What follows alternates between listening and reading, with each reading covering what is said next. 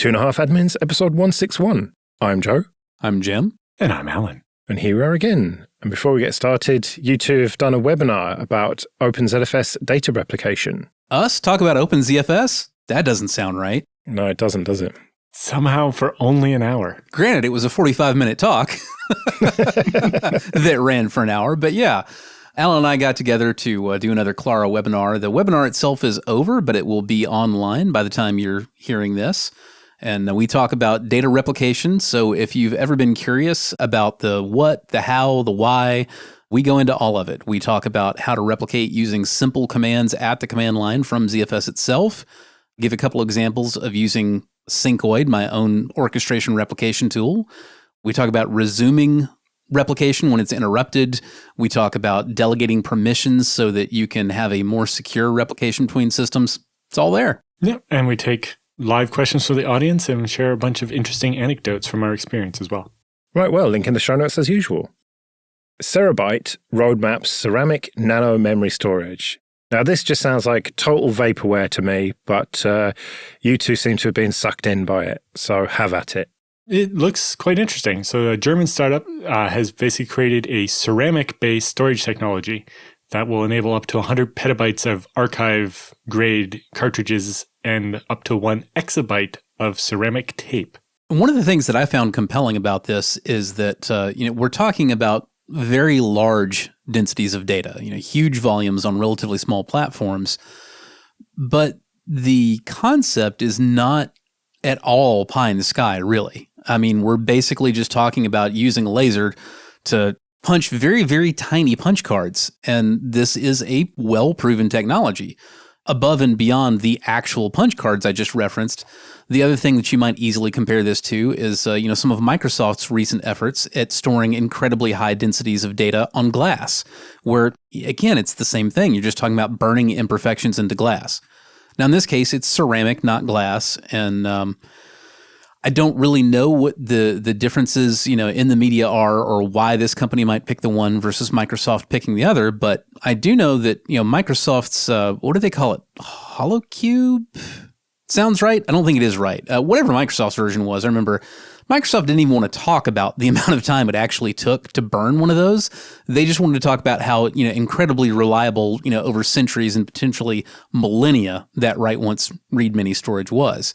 These folks are actually talking about transfer rates, and it's a lot more concrete than most of the press releases that we got from Microsoft on their laser burned into glass stuff, even though that stuff was already, in use with some partners at, universities or whatever. So I think the signs are good on this one, and I think the very simplicity of the technology in modern terms makes it a lot more likely we'll actually see this stuff sometime soon. Yeah, and so this is basically 50 to 100 atom thick storage media, and they say that it will be stable even against extreme heat, water, floods, and electrical surges. And they basically equate it to using a laser or a particle beam to etch a really small QR code onto the surface and be able to read it back later with like a microscope or whatever. What's really interesting is that they take a substrate that's about 100 to 300 micrometers thick, or 5 micrometers for the tape, and then coat it with a ceramic coating.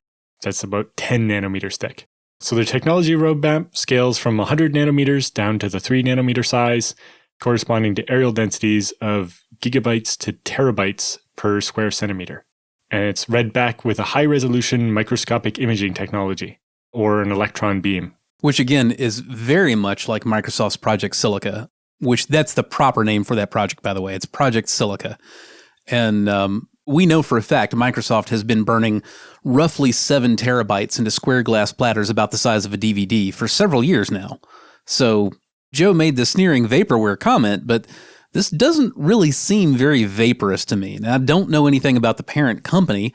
There's no promise that a grifter couldn't actually pick a plausible grift for once, but just in terms of the technological stuff, it all seems to check out pretty well from here. They're saying the initial versions of this that are coming out will allow for up to 10 petabytes in a rack, which isn't that far off what you can do with just hard drives now. But scaling it up, they're looking at their Cera memory cartridges, in the 2025 to 2030 era, being able to get that to 100 petabytes per rack. And the tape coming out in 2030 to 2035, getting up to 1 exabyte. The other nice thing that we can mention about all this is that the ceramic that they're using, now this is a write once, read many media. However, when you're done with your, however many petabytes of ceramic storage, the company says that the tapes and cartridges are entirely 100% recyclable. So that's pretty cool. And to kind of get to Jim's point out, Microsoft won't mention what the speeds are like. Serabyte says that its ceramic nano memory enables write speeds in the gigabytes per second class, providing fast data ingest for data center systems, and can write up to 2 million bits with a single laser pulse. And that's how they get those kind of write throughputs. So you're talking SSD throughput then? Not necessarily, but to that degree. Like, I think they were talking about gigabytes per second in a rack across a whole bunch of these, not individually. Right. But even then, that's not very fast compared to NVMe, but it's a lot faster than most tape and some of the other things that are like, we're going to etch this on glass and keep it forever. 2 megabits per laser pulse can add up to a pretty serious amount of throughput. You can usually fire lasers rather rapidly. But this just strikes me as vaporware, not in the kind of sense of this company is just out to scam people, but they've got this technology that works in the lab, but then scaling it up to actual manufacturing is a different story. And we've just heard these kind of things over and over again with this fanciful new technology that's like 3 to 5 years away. They're saying the version they have can do 10 petabytes per rack. And in 2025 to 2030, they'll get to 100 petabytes. But they have a version that works now. It's not just that in 5 years, we'll have something we can sell you. Which part of this technology seems so unreasonable to you, Joe? Because we're just talking about a laser that's, being blipped many times a second to write pulses into these things. Well, do you not think lasers scale into consumer technology? Do you remember perhaps the CD-ROM, the DVD-ROM, and the Blu-ray player? Or are you worried that lasers that are powerful enough to actually burn holes in media won't scale for consumer technology? At which point I might remind you of the CD-RW, DVD-RW, and Blu-ray writer. There's just nothing very fantastical here. Because this is not a product that is actually on the market, it's always possible that it won't come to fruition. But I don't see any markers of the kind of this looks dodgy that you keep grumbling about over there. Well, maybe it's just because I've been burnt so many times by vaporware that I feel like make it an actual product, even if it's an expensive product, like some of the huge hard drives and SSDs that you can buy now. Make it so that I can actually buy it, and then I'll take it seriously. Every single one of those huge hard drives and solid state drives that you're talking about that, you only see about when you can buy it, it's just because you didn't notice. Because I promise you, those manufacturers were talking about the technology that enabled those densities for 5 or 6 years before ever releasing a product that used them. Seagate with HAMR, which is using a laser in a regular hard drive, has been talking about that technology for 10 years. It's just only now finally shipping to Facebook and companies like that. And Western Digital's been talking about MAMR forever. Yep. It just doesn't sound as good. Yeah. This news article comes from this company presenting at the Storage Developers Conference to get people that make things like giant tape libraries to be interested in working with them to ship a product using this technology. Yeah, this is not like an Indiegogo reaching out to Linux hobbyists at home. Yeah, fair enough.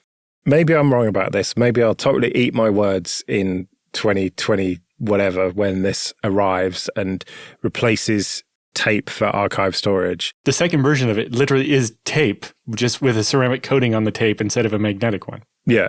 We'll get Joe a special coffee cup that will actually, we'll just print all kinds of disgusting things on it with the laser in the language that these things use. The whole coffee cup will just be a never-ending string of profanity written in ceramic ease. Let's do some feedback then. Josh writes, I just finished listening to the episode where you were talking about the Internet Archive. One thing I do when I find random Reddit posts or a tutorial on some random web page is exactly what Jim suggested, self-host it. There's a service called Archivy. It's a self-hosted Internet Archive of sorts. It basically takes a web URL, passes it into a static web page, and imports it into a database for you to reference whenever you want. I haven't spun up an instance of it yet to play with it, but it looks really cool. If you want to self-host content, this could certainly streamline the workflow a lot, essentially because of the way that it does make it easier to turn dynamic content into static for you. It saves a lot of otherwise potentially very annoying steps if you're trying to do the same thing manually. The one thing that I will mention, the only real drawback to your own personal archive instance is it does lose you one of the advantages of using the Internet Archive, which is that you have very, very limited control of the Internet Archive. If you ask archive.org to save a link for you, and then you use it as a reference, anybody looking at that can feel pretty assured that it is legitimate. It genuinely was the content of that page at that time. Whereas if you spin up your own archive and you use that as, a reference for something, you can still show somebody the thing, but you no longer have that sort of, it's almost like using a notary, to verify that something is legit. And you do lose that aspect of it because it's easier for somebody to argue, oh, well, that's your server and you just made it look like whatever you wanted it to look like. Can't hurt to do both though, right? Stick it on archive.org as well as your own personal copy. I think we've already established that this is very much a belt and braces show, so yeah, suspenders for my fellow Amerikanskis. I also heard of a similar project called archivebox.io that someone else recommended. I've not tried it, but it looks to do very much the same type of thing. It's got a curl pipe to bash install, so... If you scroll down, it has actual packages for the operating systems as well as Dockers and all the other. Yeah, I know. But it's just amusing when I see a curl pipe to bash or curl pipe to sh. Curl pipe to sudo bash is my favorite. Yeah. I'll give them credit here for using actual Bourne shell. All right, Scott says, a bit late for you, Joe, but there does exist a way to bypass the Microsoft account requirement on Windows 11 Home. When you're on the initial setup screen before you connect it to the network, you can hit Shift plus F10 to pull up a command prompt. Enter OOBE/bypass NRO and hit Enter. It'll restart the setup process and you'll have the option to create a local account. Now, you can also use Rufus to just create you a local account when you put the ISO onto the USB stick, which is what I have done recently. But nevertheless, this is an excellent tip, Scott. Thank you very much. If you're stuck with Windows Home, that is, in fact, an excellent tip because Windows Home with local accounts is better than Windows Home without local accounts. But I will reiterate once more that you're still stuck with Windows Home. You still don't have MMC. You still don't have an RDP server. And also, the other thing that I'll point out is you don't know how long this trick will continue to work. It will work until Microsoft closes that one off. They'll probably make another backdoor for themselves to use after that until enough people find out about that one and they'll close that one off again. Kind of like you remember when they were pushing so many notifications to like, hey, download Windows 10, upgrade to Windows 10, do an in-place install of Windows 10 on your Windows 7. Like there were always ways to turn it off, and then those ways would mysteriously stop working a couple of months later. I would expect something kind of similar here. It'll probably take more than a couple of months, but I don't think this will work forever, and you'll still have Windows Home after you do it. And if you both don't like the idea of having a couch with the cushions ripped out in the form of Windows Home, and you don't like the idea of spending the money on Windows Pro, well, there's Linux and there's FreeBSD. Yeah, but sometimes, you've got to set it up for someone and they've bought it, and what can you do? So I had similar problems just a couple weeks ago after our previous episode where my dad has a Lenovo 2-liter PC he got a couple years ago and it just stopped working. It wouldn't even power on. So I suspected the power supply, so I ordered a replacement from Lenovo because of course it's a weird special form factor. Plugged it in, still absolutely nothing. I think the motherboard's toast. So I decided to copy the data off and put it on an old NUC I had that I had recently upgraded my TV machine and now had this old one that would work. But it turns out the serial number for his Windows is tied to that hardware and wouldn't work on the new PC. And there was no way to extract it from the BIOS on the old PC because it wouldn't power on anymore. And if you had done the right things with having a Microsoft account, you maybe could have done it, but creating a Microsoft account after the fact doesn't help. And then it forced him to have a Microsoft account now where he didn't before. And it was all kinds of a mess to get his machine up and running again, specifically because he bought a computer that happened to have Windows Home on it. And then they're like, oh, well, you can click here to buy a license for Windows Pro and solve all these problems. It'll cost more than a new PC. The PC I had bought for my TV that freed up this old hardware I used for his PC. I could have bought him a whole new PC with a licensed Windows 11 on it, cheaper than Windows 10 Pro license on his existing old machine. Okay, this episode is sponsored by people who support us with PayPal and Patreon. Go to 2.5admins.com/support for details of how you can support us too. 2.5 Admins is part of the Late Night Linux family, which means that for $10 a month on Patreon, you get access to an RSS feed that contains all the Late Night Linux family shows without adverts like this. There's also an option to get just this show ad-free for $5 a month if you prefer. Some of the episodes are even released a day or so early for Patreon supporters. The ad market isn't great at the moment, and frankly, it's hard to find sponsors that don't want to do tracking bullshit. But so far, we've managed to resist that. So, if you like what we do and can afford it, it would be great if you could support us at 2.5admins.com/support. Let's do some free consulting then. But first, just a quick thank you to everyone who supports us with PayPal and Patreon. We really do appreciate that. If you want to send any questions for Jim and Alan or your feedback, you can email show@2.5admins.com. Paul writes, I recently gave my desktop an overdue upgrade, and I now want to add a few drives to use it as network storage. This will be my first foray into ZFS. I've realized I'm not sure I want the ongoing hassle of something that isn't shipped in Fedora's kernel, but I'm also not keen to switch to using Ubuntu.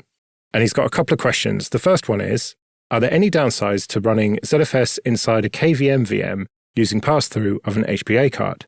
Will it be a rock-solid experience? Any pitfalls to be aware of? So in general, pitfalls, not really. If you're passing through the whole HBA, then ZFS inside the VM is going to have direct access to the hard drives, and you get rid of all the issues that you might see with virtualization in the hard drives. And then if you're doing similar para-virtualization type things for the network interface, then it's not really going to be a slowdown.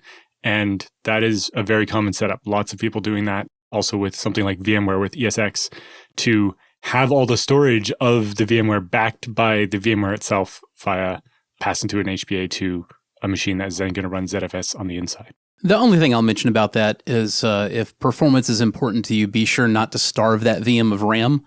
It's a complex topic because everybody, on the one hand, you've got folks out there saying, oh, well, you can't run ZFS without, 64 gigabytes of RAM and, blah, blah, blah, and which is utterly untrue.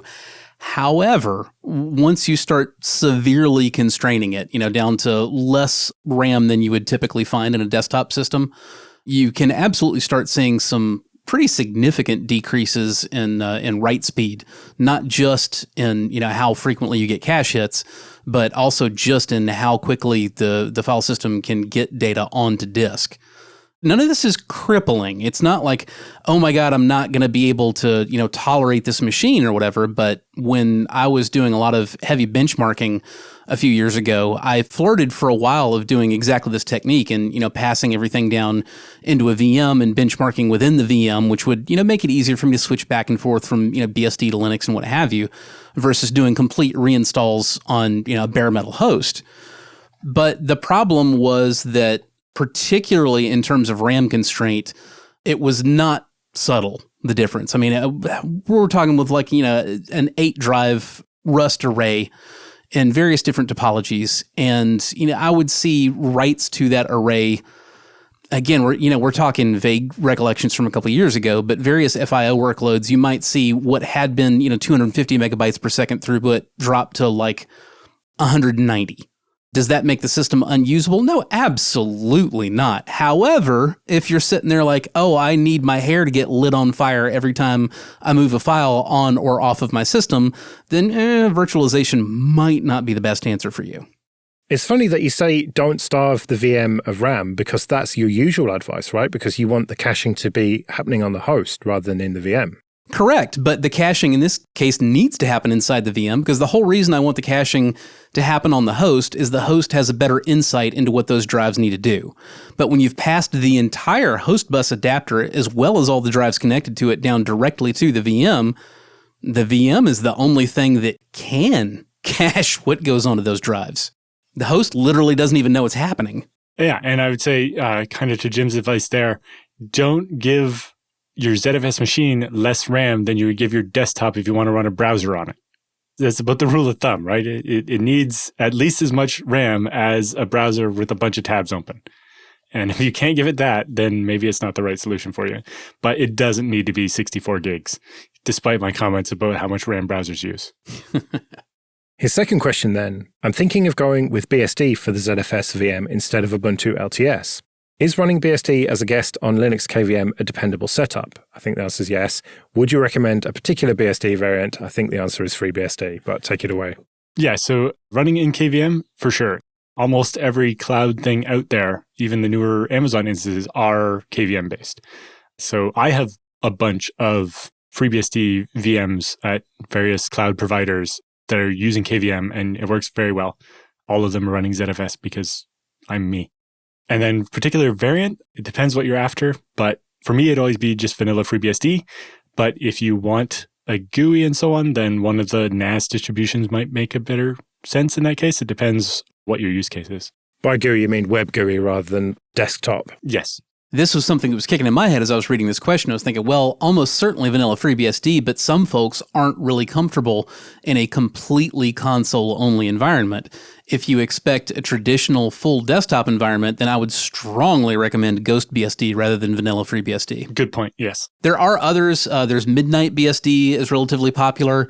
I haven't tried that one, so I can't personally recommend it, but I have kicked the tires quite thoroughly on GhostBSD, and it strongly recommend if you want a full desktop, that's really the way to go, not vanilla FreeBSD. Yeah, I think Midnight BSD is targeted more for smaller hardware, whereas GhostBSD is very much doubled down on ZFS. So especially in this case, that is what I would recommend is GhostBSD, especially, if it's a Fedora user who would like a desktop out of the box rather than I'm just going to SSH in and run ZFS commands that I know. Yeah, and it's got Mate desktop as well, which is excellent. I can already hear vanilla FreeBSD fans angrily saying you don't need that and FreeBSD is a great desktop OS and yada, yada, yada, yada. If you want to build it yourself. Yes, you can absolutely install X and, window manager and all that good stuff. But A, you've got to install them piece by piece. And B, once you've done that, you're not done because there's a lot of fine tuning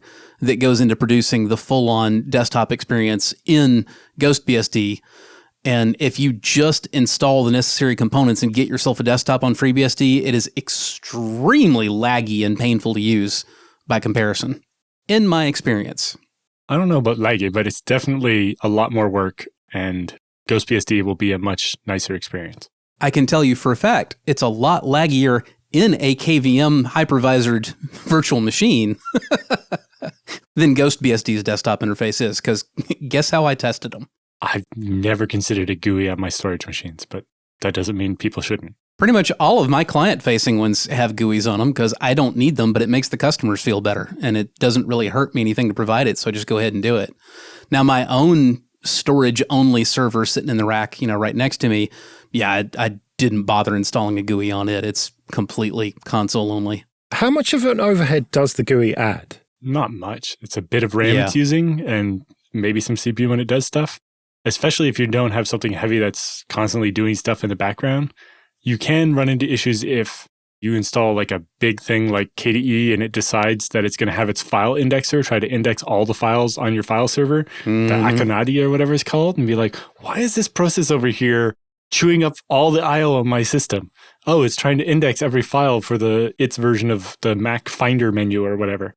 Does FreeBSD still install Locate by default, Alan? Yes, but it only updates once on Sundays, and it is smart enough not to do anything too crazy. Well, the reason I ask is because the first FreeBSD machine that was physically in my possession that I built for myself in the it was either 99 or 2000. I thought that I had been hacked one night because this machine sitting in my living room, and I had installed Samba on it, and I was using it as my network file server, but that was literally the only thing that it did because I wanted to give myself experience administering it, and I knew the only way that would happen is if I actively used it. I didn't want to use it as a desktop, so that left, okay, I'll just store all my files on it. And one night on like a Saturday night, I'm sitting on AOL Instant Messenger talking to friends in the same room, and the hard drives start going nuts. And I'm like, Jesus, my hard drives have been chattering for like 2 hours now, and there's nothing happening. what is going on? Long story short, like 4 hours later, I finally figured out it was the freaking locate process updating its index, which I was very unhappy about. Linux distributions seem to have largely stopped including mlocate, which they used to install for the same reason and same purpose, work the same way. And I was quite glad when they did, because something like that service seems okay when you've only got like a desktop worth of data. But when it busily decides it's time to apply itself to 12 terabytes of storage on Rust, and you're like, oh, it's okay, it only runs once a week. Yeah, it doesn't finish in a week, man. Well, Paul asked, would you recommend a particular BSD variant? I'm assuming he was meaning FreeBSD versus OpenBSD, and you don't want to go with OpenBSD because it has no ZFS support, right? Right. So there are use cases for OpenBSD, but in particular, because you're after ZFS, that means only FreeBSD is an option. NetBSD's attempted to port ZFS, but I don't think they ever finished, and Dragonfly doesn't have ZFS either. Right. So you're definitely looking at FreeBSD or something FreeBSD based. Yeah. Right, well, we'd better get out of here then. Remember, show@2.5admins.com if you want to send any questions or your feedback. You can find me at joerest.com/mastodon. I'm at jrs-s.net/social. And I'm at Alan Jude. We'll see you next week.